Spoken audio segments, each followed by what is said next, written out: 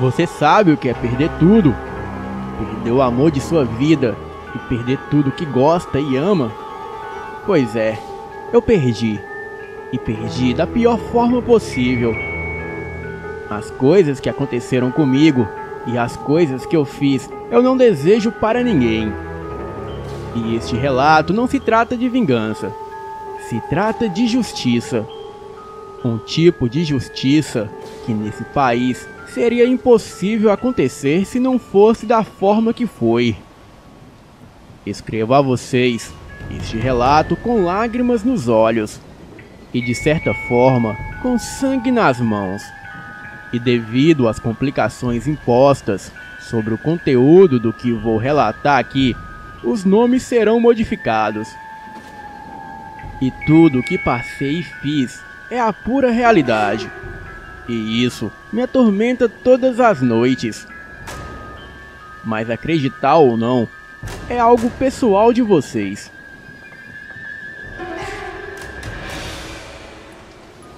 Bem, eu nasci e me criei nas terras do meu pai, no interior de Tocantins. Eram terras lindas e vastas, cujos limites terminavam na reserva de proteção ambiental. Eram terras vastas, onde o meu pai e os seus funcionários plantavam de tudo, como grão de soja, arroz, milho, feijão, mandioca e frutas. Bem, quando eu digo que o meu pai trabalhava com os seus funcionários, eu não estou brincando. Ele de fato trabalhava nessas terras. Ia para fazer o campo, plantava, colhia e fazia de todo o trabalho do campo.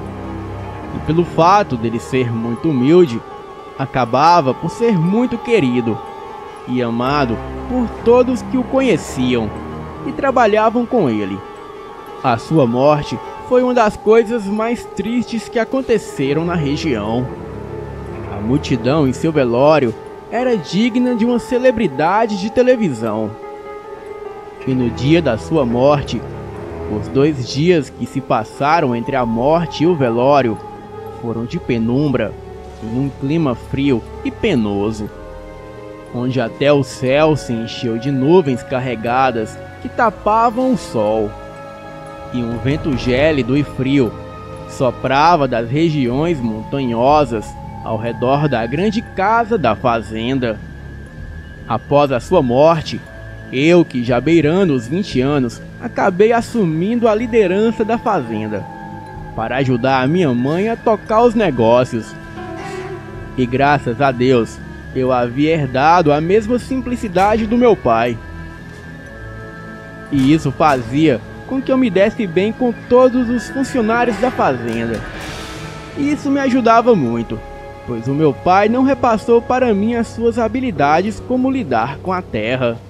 E por conta disso, eu não era tão habilidoso com essas coisas de plantações. Bem, e nisso de humildade e simplicidade, eu acabei me interessando pela filha de um dos funcionários da fazenda, cujo nome eu prefiro não mencionar. Mas para ele, era uma honra que a sua filha se casasse com um fazendeiro, e ainda de uma família boa e conhecida como a do meu pai. E com isso, eu a namorei por 2 anos, até que em 2002 nos juntamos, e ela veio morar na casa da fazenda. Bem, eu não sou machista e nem sexista, nada disso. O meu pai me deu muita educação e me ensinou a ser respeitoso com as mulheres e tratar a minha esposa como uma princesa, como ela de fato merecia. Só que a minha esposa era muito caseira, dessas que ficam em casa e cuida dos filhos, enquanto o marido vai trabalhar. E para a minha mãe isso era ótimo, pois enfim ela teria com quem conversar, e assim ela teria uma companhia durante o dia. Bem, em 2003 nos casamos. Em 2004 tivemos o nosso primeiro e único filho. A casa da fazenda se encheu de felicidade. Uma felicidade que já não víamos há anos. A minha mãe era muito carinhosa com o meu filho. E desde a morte do meu pai, as coisas pareciam estar se organizando aos poucos. E pela primeira vez em anos, eu vi a vida tomar um rumo melhor. Bem, e eu achava que de verdade as coisas melhorariam. A minha mãe insistia que tínhamos que batizar logo a criança. Ela falava que não era bom ter uma criança pagã em casa, pois isso só atraía coisas ruins para a vida do menino. E eu meio que ignorava isso tudo. Deixava ela falar o que quisesse, pois o meu tempo era curto demais para isso. E também estávamos bem no meio da colheita da safra, pois se parássemos a colheita para batizar a criança, era muita grana perdida. Sem falar que os caminhoneiros estavam começando a chegar para carregar a carroceria, que era muito grande. Mas para confortar a minha mãe e a minha esposa, eu decidi escolher logo o nome da criança e registrá-lo no cartório da cidade. Bem, era coisa rápida, então colocamos o nome de João Cláudio.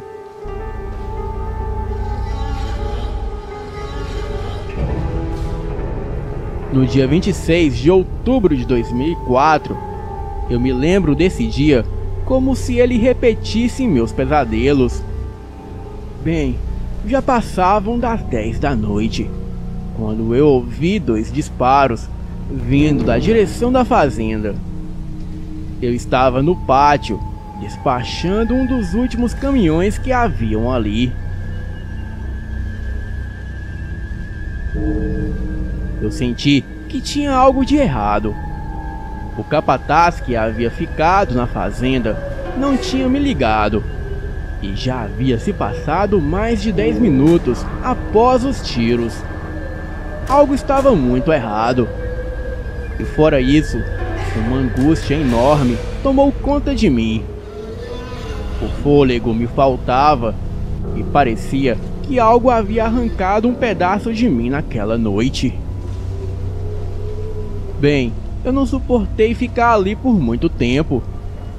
Entreguei as pranchetas para o despachante, entrei na caminhonete e fui rápido para casa. E quando cheguei em casa, a cena que vi era absurda.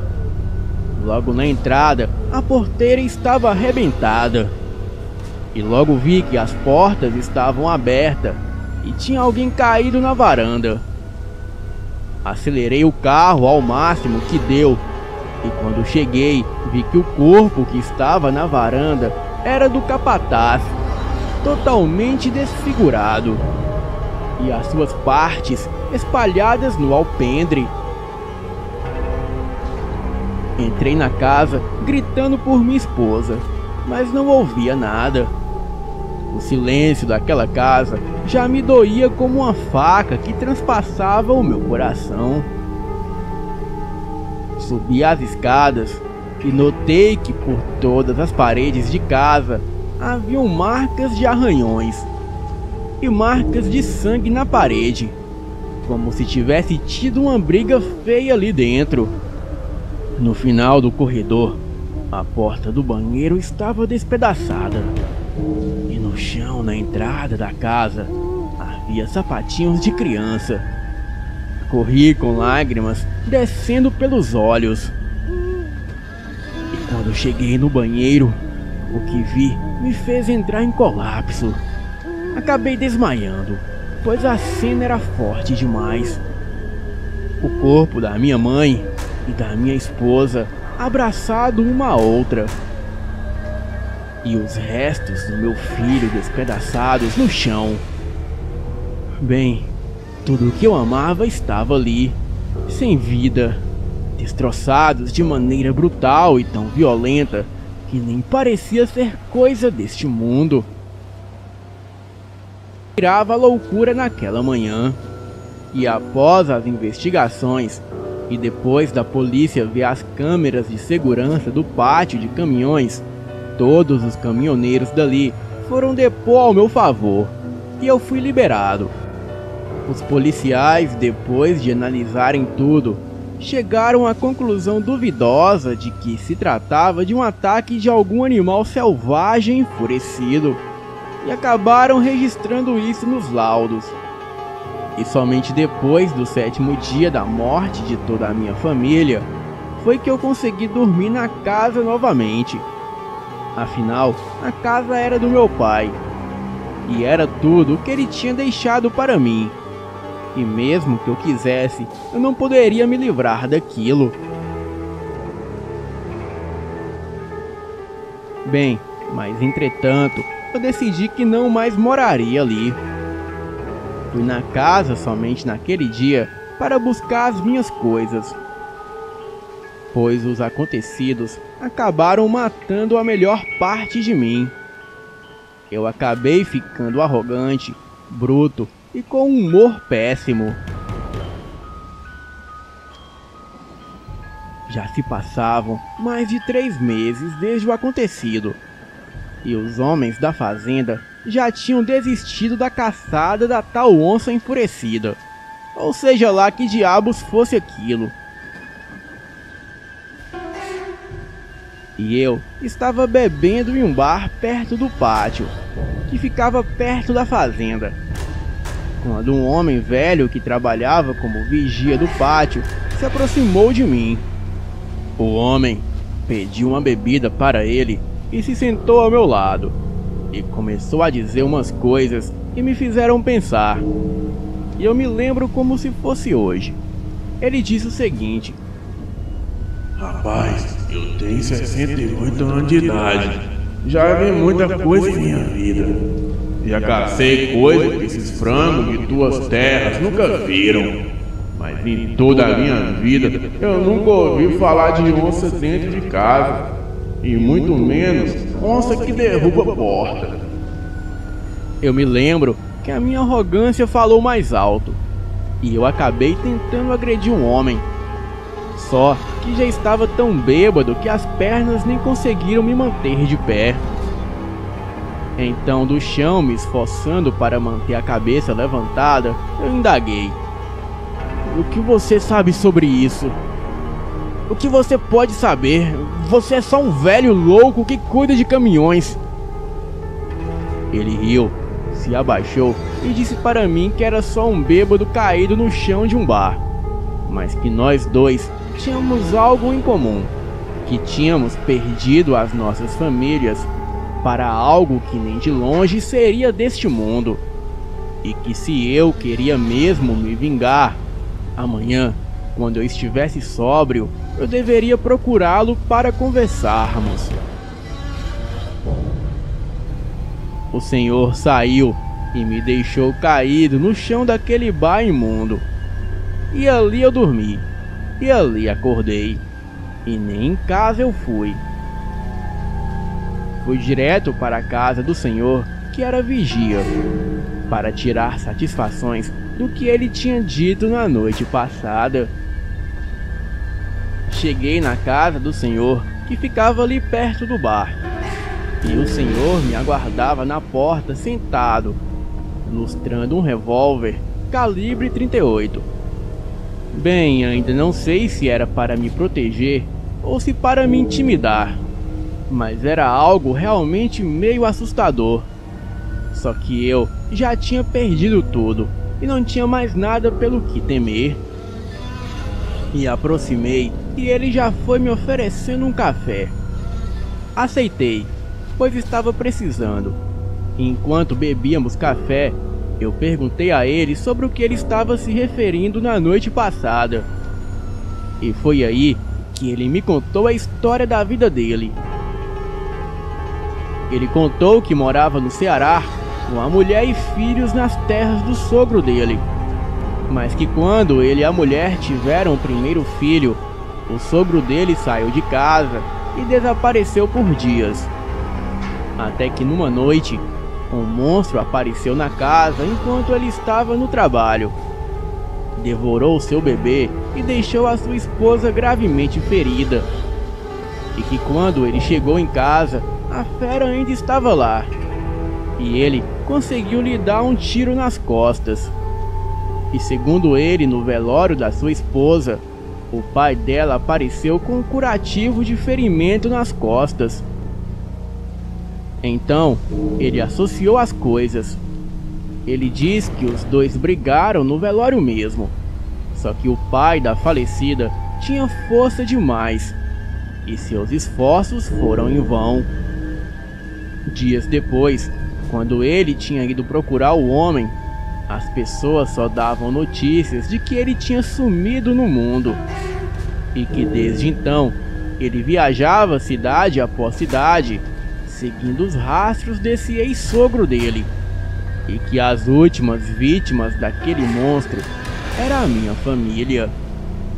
Eu me levantei muito irritado com toda aquela loucura. Esbravejei que ele era um velho louco e que isso era um absurdo e que eu não tinha tempo para essa coisa de gente caduca. E ele me retrucou dizendo na hora: Eu já estou nessas terras há um ano. Você mesmo me contratou. E nesse tempo eu nunca vi nada maior que um tatu por aqui. E nem eu, e muito menos os caminhoneiros. Até os caçadores daqui estão falando que nunca sequer viram qualquer modo de onça por aqui. Quem dirá uma onça que entra em casa e arromba a porta? Eu fiquei ali parado olhando para ele e lembrando de que quando saía para caça com meu pai, eu nunca na vida tinha visto uma onça na região. No máximo um caititu. Agora quem dirá uma onça? No fundo, aquele homem tinha razão. E mesmo eu cético, ele dizia que tinha pistas. Então, nós dois daríamos um jeito naquela coisa. Não por mim, e não para me confortar, mas para dar paz às almas da minha esposa e mãe, e dar justiça ao meu bebê, e da mesma forma para a família daquele homem. Bem, perguntei a ele o que faríamos para pegar o tal lobisomem. Ele me respondeu que iríamos nos armar e iríamos direto para o covil da fera. Bem, eu nem perguntei se ele sabia onde era. Com certeza, se ele estava ali me incentivando a tal caçada, então era sinal de que ele realmente sabia onde o bicho se escondia. Nos preparamos durante um mês. Usei a maior parte do meu dinheiro para comprar armas. E a maior arte, na verdade, era pagar a vista grossa das autoridades locais e de fronteiras. Mas ainda assim, eu comprei 2 espingardas calibre 12, coletes à prova de balas e perfurações, 2 pistolas calibre 0,40, além de roupas militares com resistência a galhos e espinhos, coturno e essas coisas. Bem, parecia que eu estava me preparando para uma guerra, mas na verdade eu estava mesmo. Ou então, me preparando para a morte. Chamei um primo meu recém-formado em administração para tocar a fazenda. Deixei tudo lá e fui para a casa do senhor. Ele me ensinou a atirar mais rápido e mais preciso. Me ensinou orações de proteção, ervas de cura da mata. E ele disse que passaríamos muitos dias na mata. E eu precisava aprender algumas coisas. Um dia antes de partirmos, eu fui à missa na igreja do povoado local. E no fim da missa, eu chamei o padre em particular e me confessei. Contei a ele tudo o que tinha acontecido e tudo o que estava planejando. Ele, muito preocupado, me benzeu meu facão e me deu uma medalha de São Cristóvão. Bem, fui para casa e saímos na tarde do dia seguinte. E antes de entrar na mata, eu me benzi e beijei a medalha que recebi do padre. E pus pendurado numa árvore um saco com fumo, papel, cachaça e perfume, para assim agradar os espíritos da mata, como meu pai havia me ensinado. Bem, passamos quase 20 dias naquela mata, até termos os primeiros indícios de que estávamos no rumo certo. Era uma manhã quente nas matas da serra, quando chegamos numa baixada perto de uma serra, onde encontramos 3 carcaças de veado totalmente destroçadas. E eram recentes, pois ainda tinha um fedor de sangue quente e nem tinha aqueles sinais de podridão. Os rastros de sangue seguiam mata adentro. Os animais estavam quase que ocos por dentro, como se algo tivesse lhe comido tudo por dentro. Me benzi e seguimos viagem. Andamos quase 2 dias a mais, quando encontramos uma palhoça no meio da mata. Uma bem simples, sem paredes ou conformidades. Era uma cabana coberta de palhas e sustentada com forquilhas, e dentro dela uma rede, um fogão a lenha e algumas bacias. Nenhum conforto. E um homem deitado na rede, bem despreocupado, enquanto olhávamos de longe, a quase uns 50 metros de distância.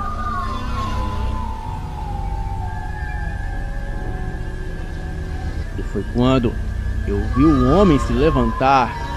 Em suas mãos estava uma fralda de bebê, uma vermelha com estampas de joaninha. Eu reconheci a fralda, me enchi de ódio e já ia atirar. E foi quando o senhor me segurou. Ele me puxou para baixo e, ainda me segurando, ele começou a falar. Você está doido, homem? Olha ao redor. Tem alguma planta? Tem algum animal? Nada se cria neste lugar. Isso é tudo fruto da energia maligna dele. Se for para pegar ele, tem que ser bem organizado, para podermos ter chance.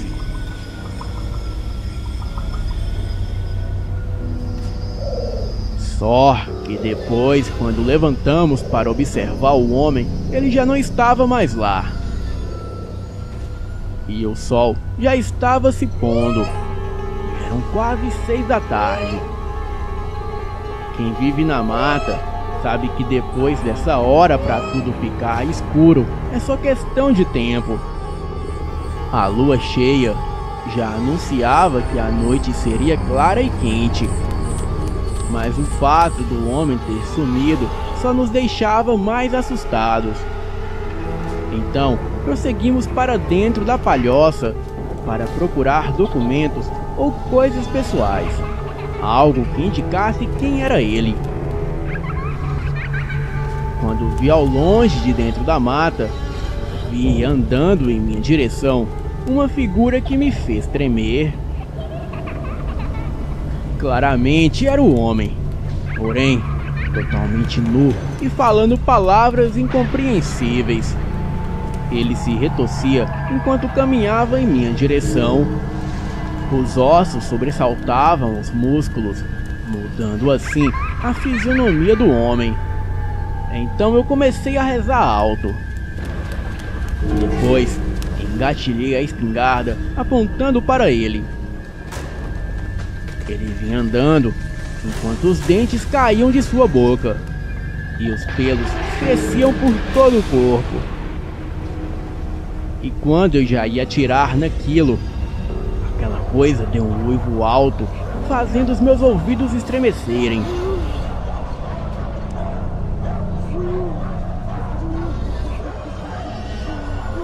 Olhei para trás e o senhor, que era vigia, estava estático, em estado de choque.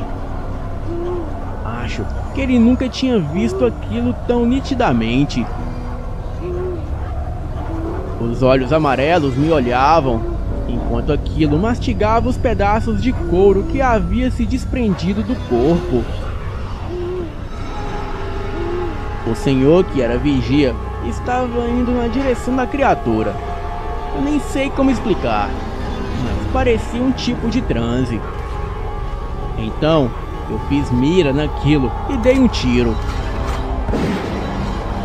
A criatura uivou alto e gritou de dor, e saiu correndo para dentro do mato. E eu saí correndo atrás daquilo, deixando o senhor para trás.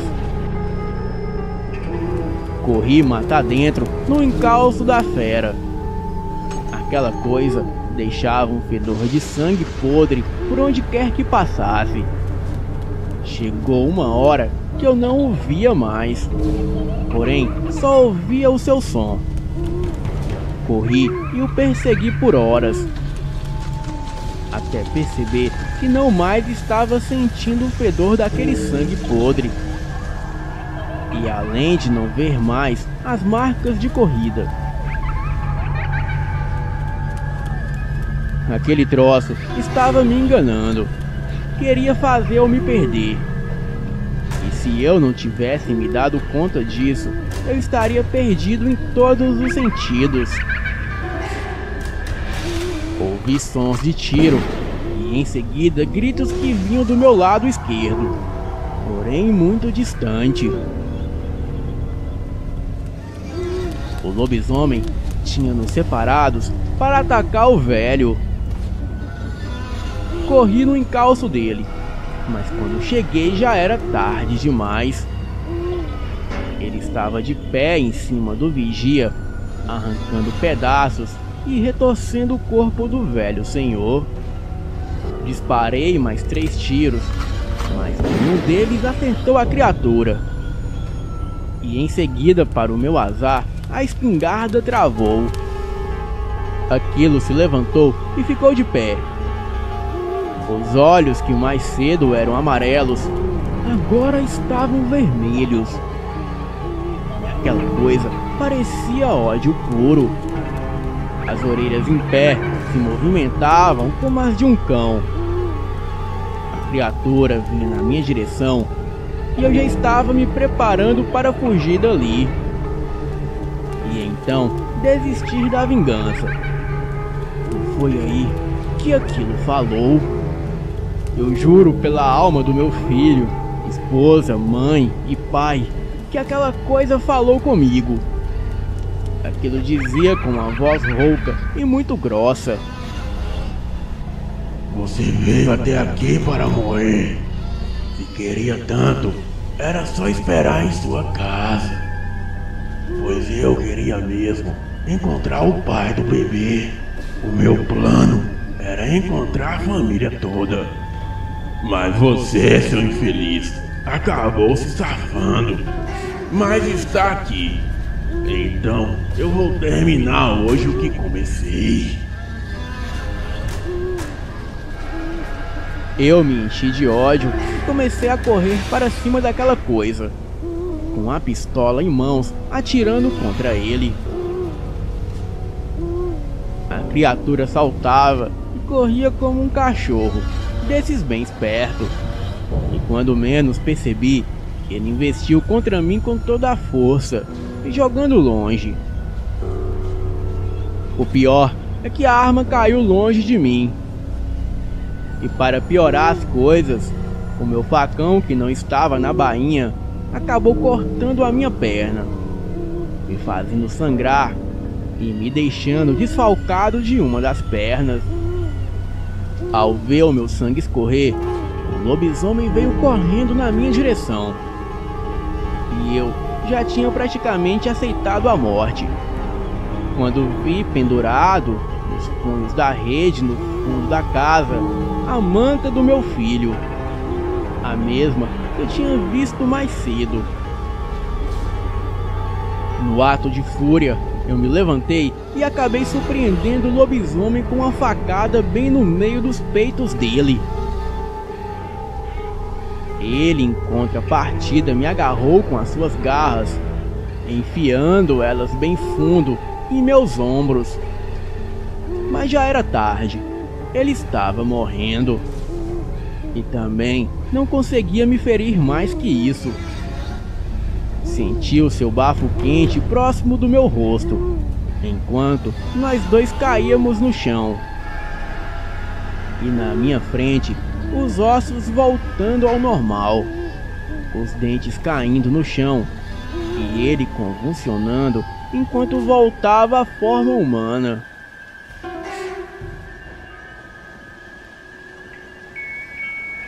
Depois disso, eu não me lembro mais de nada. Acordei na manhã do dia seguinte com o sol alto e uma poça de sangue coagulado ao meu redor.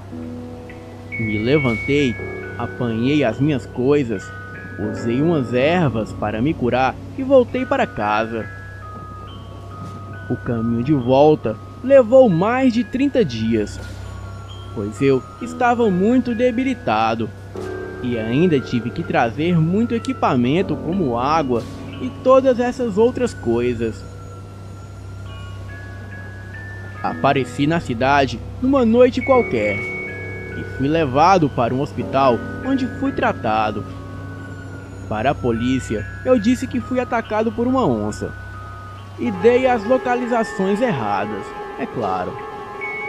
Bem, mas acontece que isso não melhorou em nada a minha vida. Eu continuo sem mulher, sem filhos, e agora com as lembranças horríveis da aparência daquela coisa. E ainda levo comigo o sangue de quem matou com as próprias mãos uma criatura que era o próprio demônio. Bem, quanto à veracidade do que lhes conto, não há provas. Acabei abandonando a fazenda do meu pai nas mãos do meu primo. E tenho viajado e caminhado o mundo afora, buscando sentido em minha vida. Obrigado a todos da Elite Oculta por permitir o meu relato e o meu desabafo. Boa noite.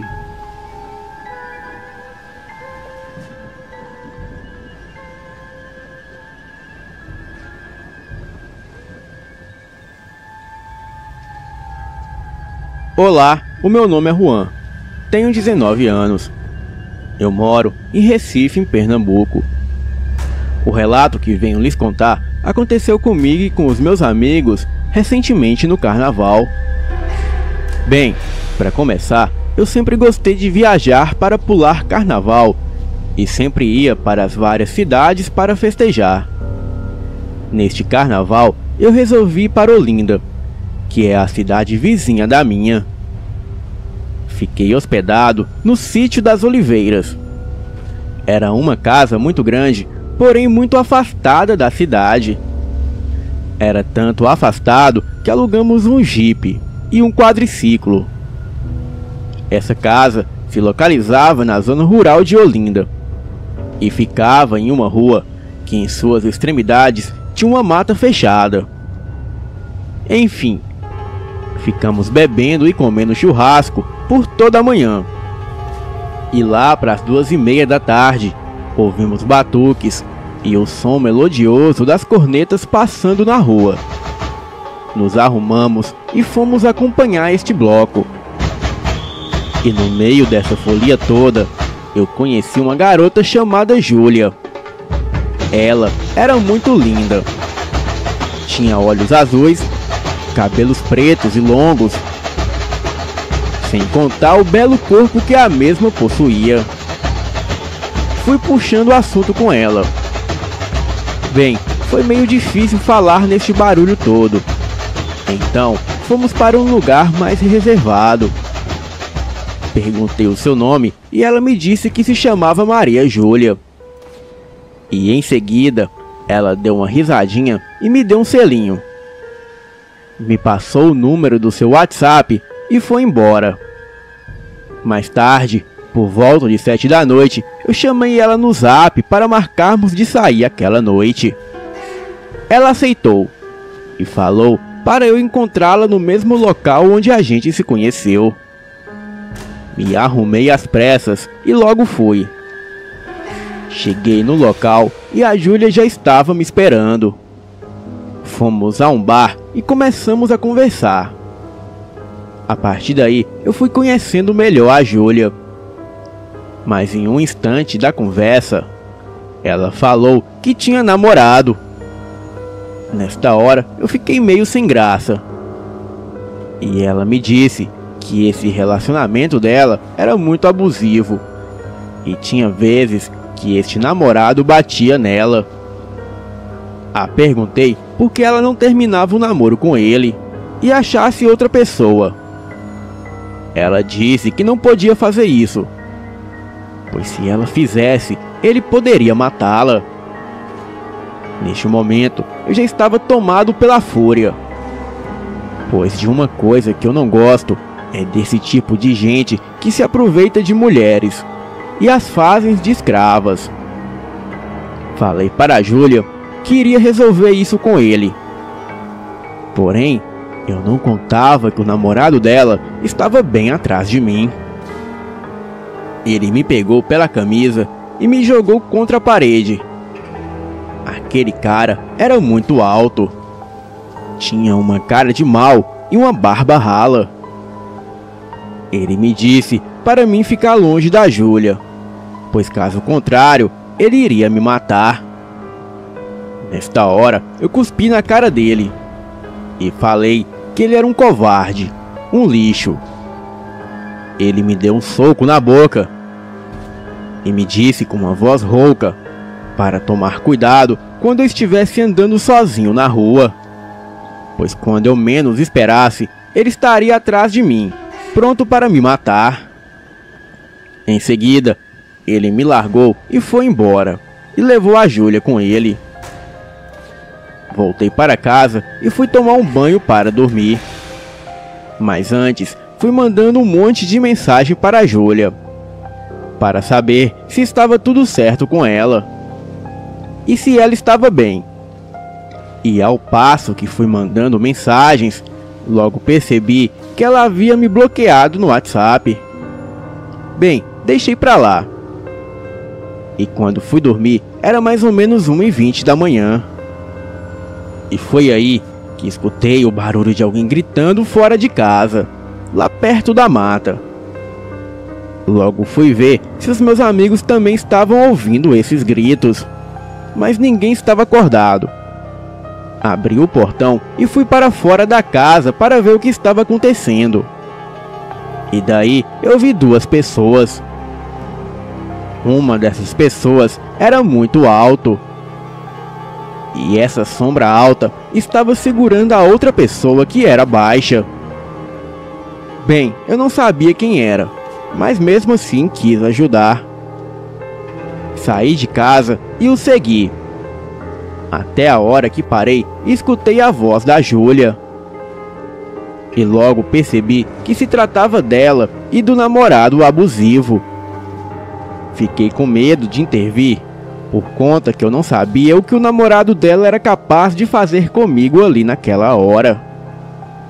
Então tomei coragem, peguei uma garrafa de cerveja que estava no chão, a quebrei uma pedra e a segurei atrás das costas e fui até onde os dois estavam. Apareci e gritei para ele deixá-la em paz, mas como esperado, não obtive sucesso. Então parti para a força bruta e dei uma voadora nele. Puxei a Júlia pelos braços e saímos daquele lugar. Começamos a correr em direção à casa onde eu estava hospedado. Cheguei lá e acordei todos. Expliquei a situação. E quando estava terminando de explicar, ouvimos o barulho do portão indo abaixo com muita violência. Eu e os meus amigos olhamos pela janela e vimos a pior imagem que alguém poderia ter o azar de presenciar. Era um cachorro enorme, com muitos pelos no corpo. Porém, aquilo era muito grande.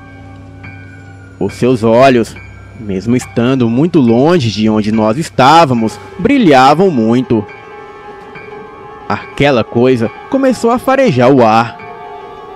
E neste momento, a Júlia, tremendo e muito assustada, logo falou: "Ele nos achou."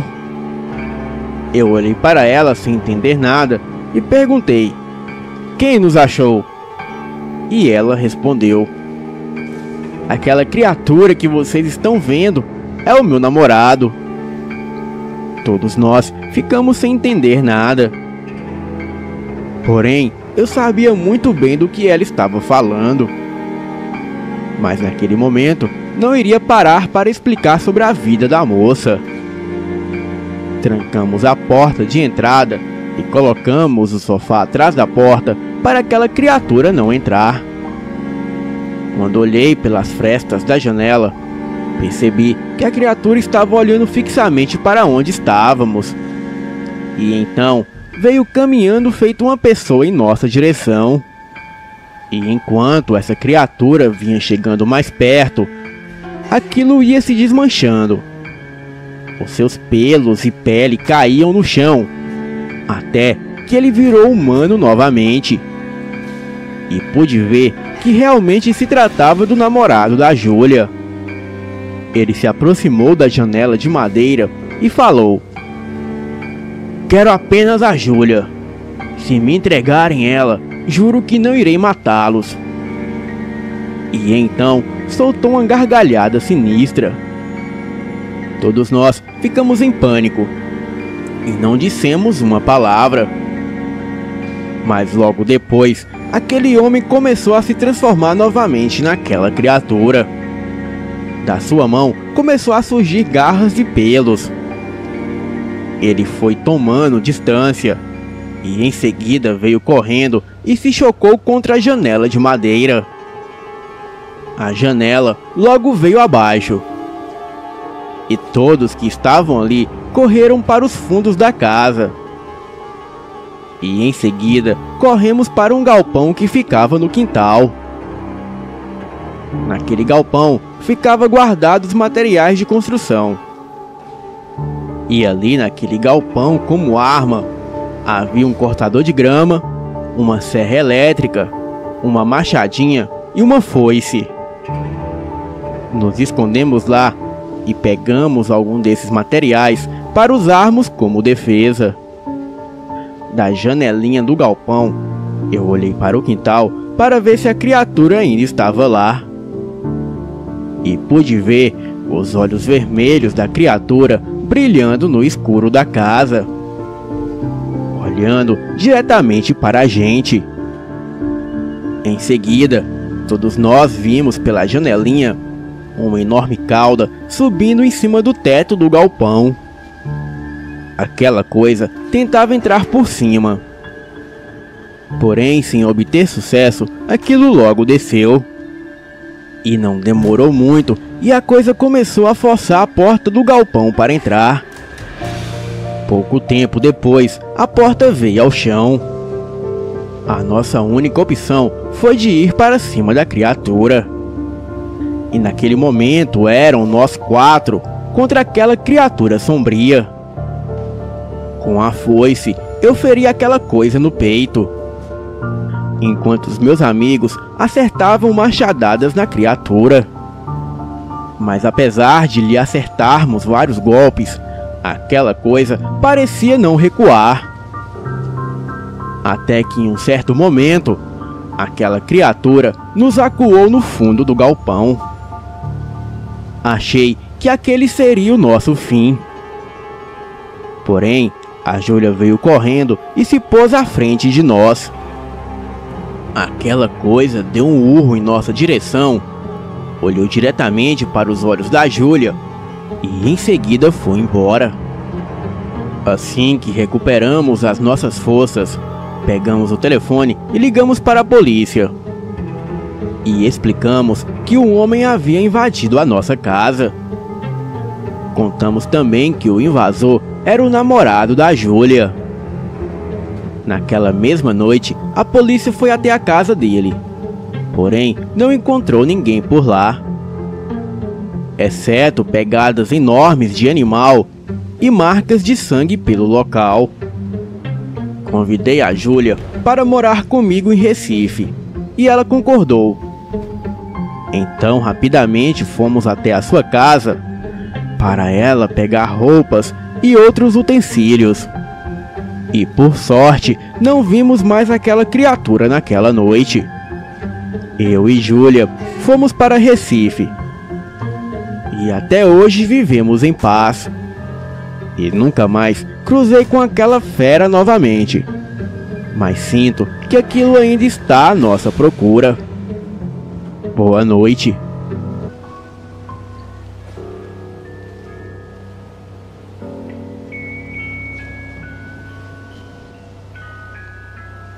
Olá, essa história aconteceu comigo no ano de 1996. Na época eu tinha 13 anos e eu e a minha família morávamos em um sítio no interior de São Paulo. Bem, naquela época, como as casas eram uma do lado da outra, todo mundo se conhecia. E o trabalho dos chefes de família era o corte de cana, engenho ou até mesmo no cafezal enorme que dava para o fundo de nossa casa.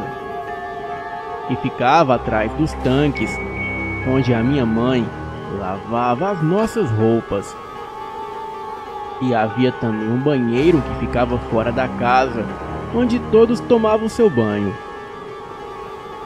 O meu pai levantava bem cedinho, ainda de madrugada, para fazer a sua mochila e ir para o corte de cana, e ele só retornava no fim do dia.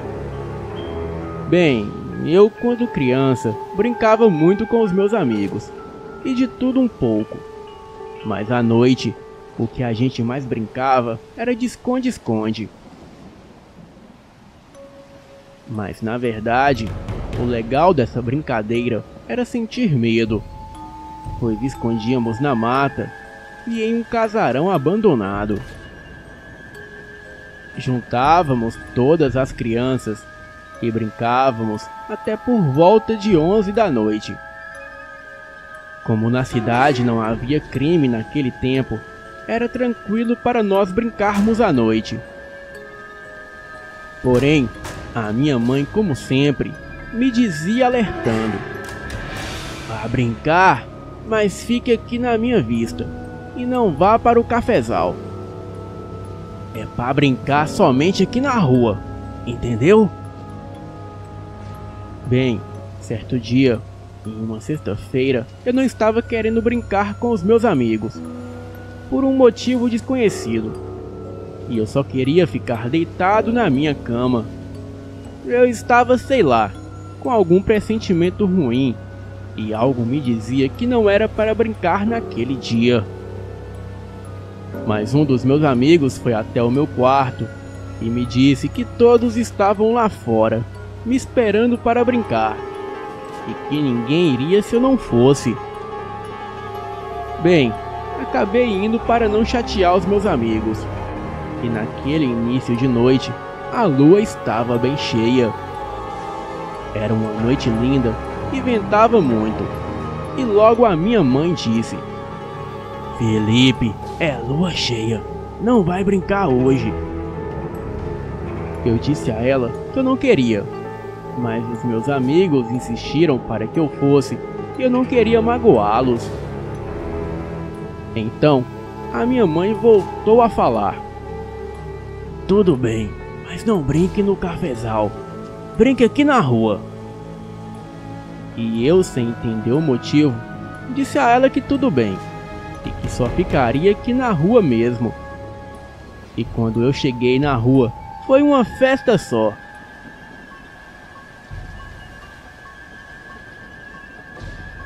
E fiquei muito contente em saber que os meus amigos gostavam da minha presença ali com eles. Bem, sem perder tempo, começamos a brincar de esconde-esconde. E estava muito legal a brincadeira, e divertida como sempre. A nossa regra naquela noite foi que poderíamos esconder somente na rua, em cima das árvores, e poderia também dentro dos banheiros dos quintais, mas de maneira alguma no cafezal. E todos concordaram. Então, brincamos tanto aquela noite que aquele pressentimento ruim foi passando. Mas como se diz o velho e bom ditado, a alegria de pobre dura pouco. Então, um dos meus amigos teve a brilhante ideia de assustar todo mundo de uma única vez. E eu não sei se foi na inocência ou na burrice, pois não tínhamos ideia do que estava prestes a acontecer. Então, o meu amigo disse: "O que você acha de escondermos no cafezal e dar um susto tremendo em todo mundo?" Eu me lembrei do que a minha mãe disse e rapidamente falei para ele: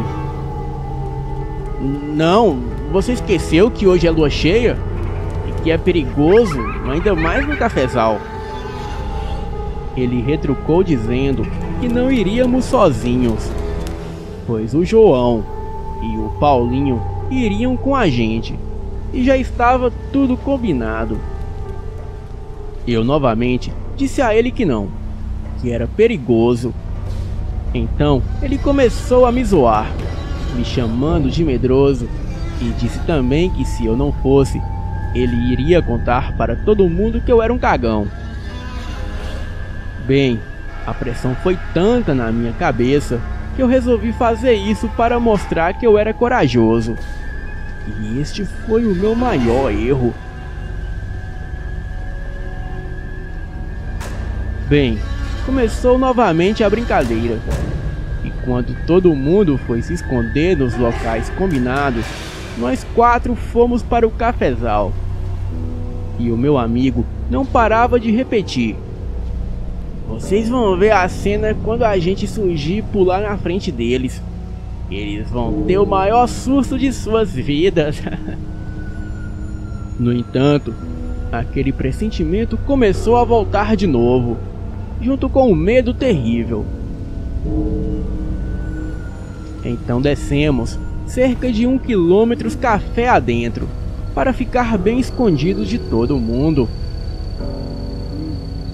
Eu ouvia todo mundo falar que só estava faltando nós 4 e que ainda não havíamos aparecidos. Então ficamos cerca de meia hora ali, naquele cafezal.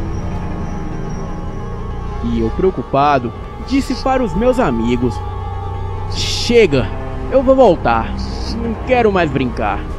A minha mãe e os nossos amigos estão preocupados." Então, antes que eu pudesse sair dali e acabar com aquela brincadeira de mau gosto, eu ouvi passos pesados no cafezal.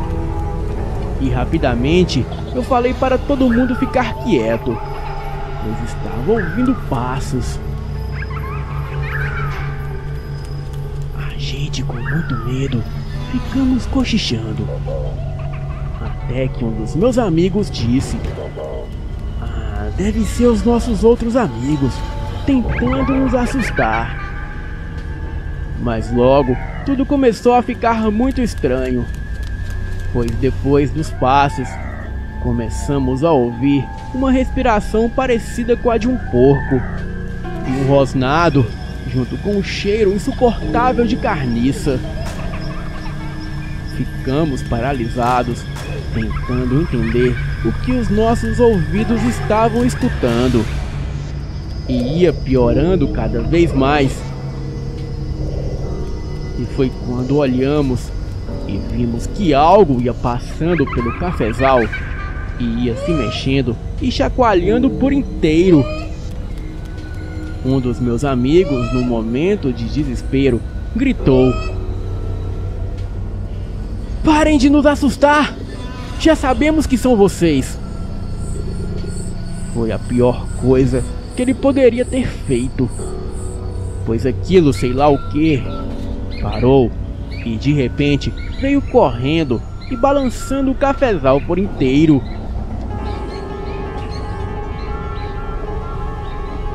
Aí já era um momento de total desespero. A gente só pensava em correr e sair dali o mais rápido possível. Bem, foram os piores momentos da minha vida. quando olhamos para trás e vimos aquela criatura horrível de pé.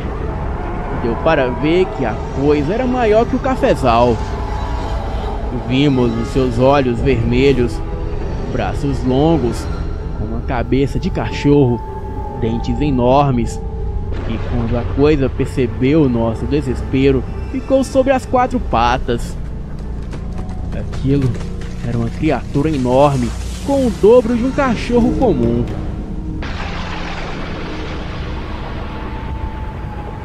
Então a coisa começou a correr atrás de nós, e o pavor foi tanto que corremos pelo meio do cafezal sem rumo.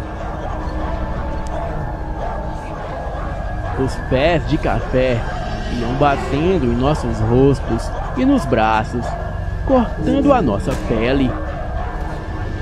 Eu comecei a me lembrar do que a minha mãe me disse naquela noite. Então comecei a pedir a ajuda de Deus. A gente perdeu a noção de onde estávamos, pois estava um breu, e só a cerca de uns 50 metros para frente de onde estávamos que conseguimos sair do cafezal. Bem, e o mais terrível aconteceu. O Joãozinho ficou para trás. Ele, por ser mais gordinho, não conseguiu correr como nós. Então, entramos em desespero e nem percebemos que deixamos ele para trás. E logo ouvimos o grito dele ali próximo.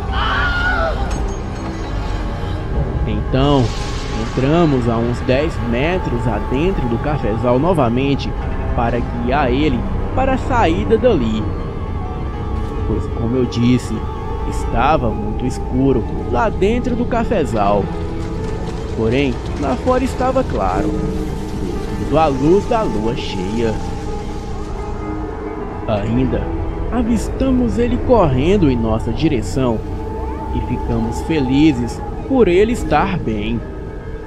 Mas em questão de segundos, aquela coisa apareceu em seguida e o pegou pelas pernas e o arrastou para dentro do cafezal.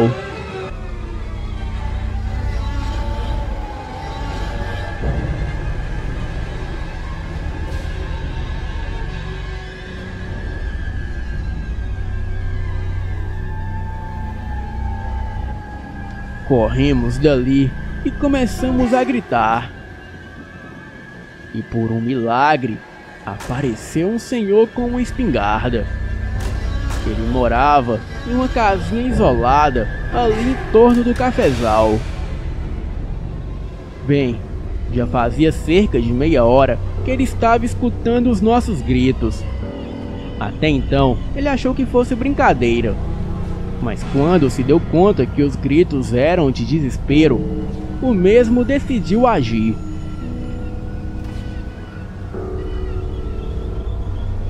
Pegou a sua espingarda e foi ver o que estava acontecendo. Ali na região, todo mundo tinha medo daquele homem, pois ele era um homem muito estranho. Ele entrou correndo dentro do cafezal e a gente só ouvia os tiros. E aos poucos, os curiosos foram chegando para ver o que estava acontecendo. E logo também veio a mãe do Joãozinho, a Dona Maria.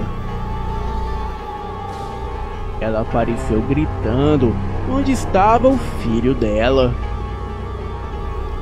Não demorou muito e os nossos pais chegaram.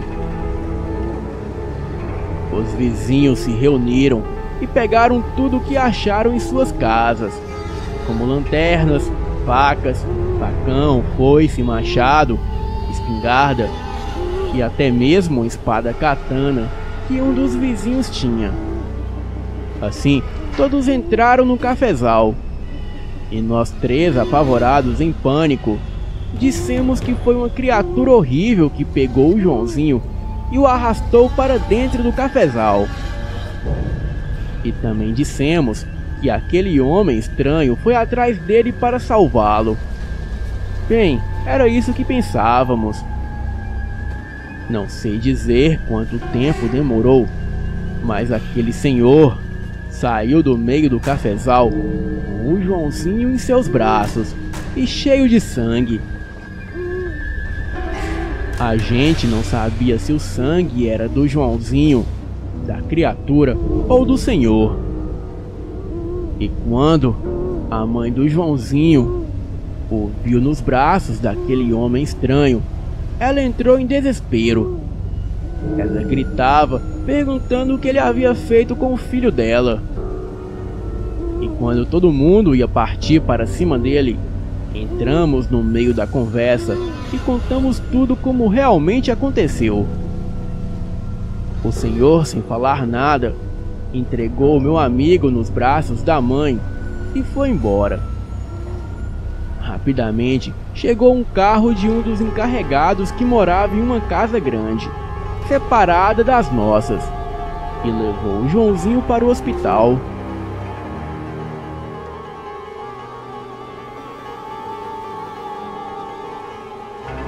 O Joãozinho ficou em estado grave no hospital, pois tinha cortes por todo o corpo e teve que fazer uma cirurgia em sua cabeça para tirar um coágulo do cérebro.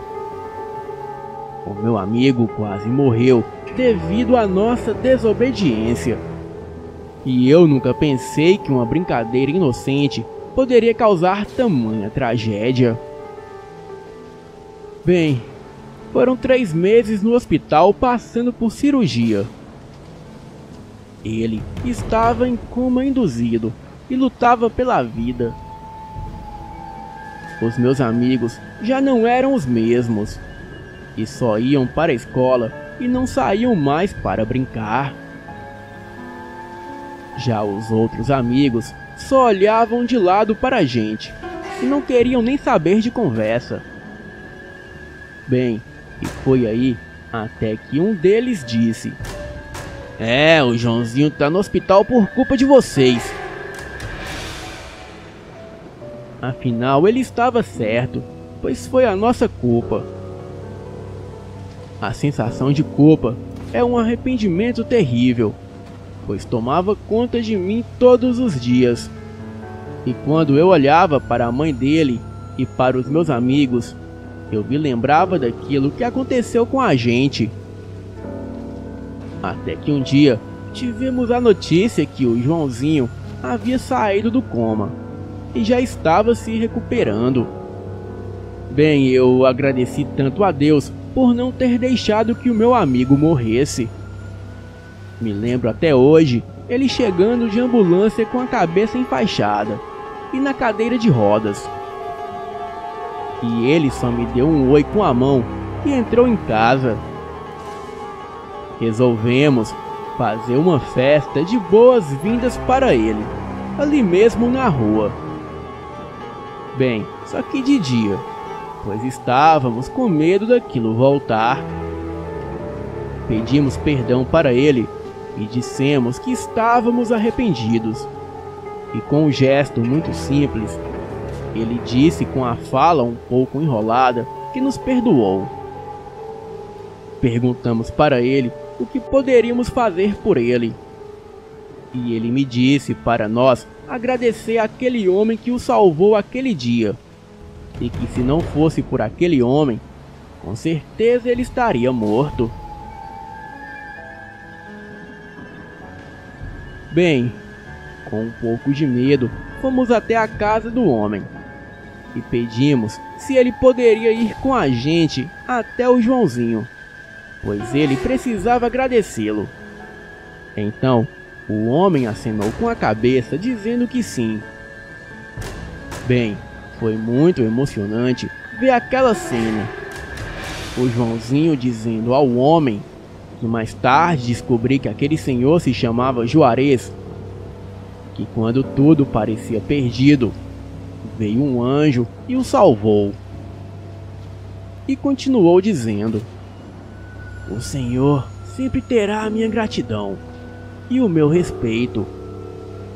E em seguida, o Joãozinho pediu um abraço ao Juarez. E todo mundo bateu palmas, emocionados com aquela cena. Meses depois, tocamos no assunto do ocorrido por curiosidade, para tentar especular o que aconteceu com a criatura. Então, fomos procurar o senhor para saber se ele tinha matado aquilo ou se aquela coisa havia fugido. Bem, o Juarez era gago, e com um pouco de dificuldade na fala, ele nos disse: eu matei, mas aquele demônio caiu no rio e sumiu. Bom, foi essa a explicação que ele nos deu. Bem, essa foi a minha história do meu terrível encontro com o lobisomem. Eu agradeço a Deus por estar aqui contando para vocês do canal. Eu aprendi que nunca devemos julgar ninguém pela aparência, pois a ajuda vem de onde você menos espera. E quando a sua mãe disser algo, ouça, escute e respeite, mesmo se para você isso não fizer sentido, pois as nossas mães têm um sexto sentido para coisas ruins, e a desobediência pode nos trazer danos irrecuperáveis, e o preço da desobediência muitas vezes é a morte.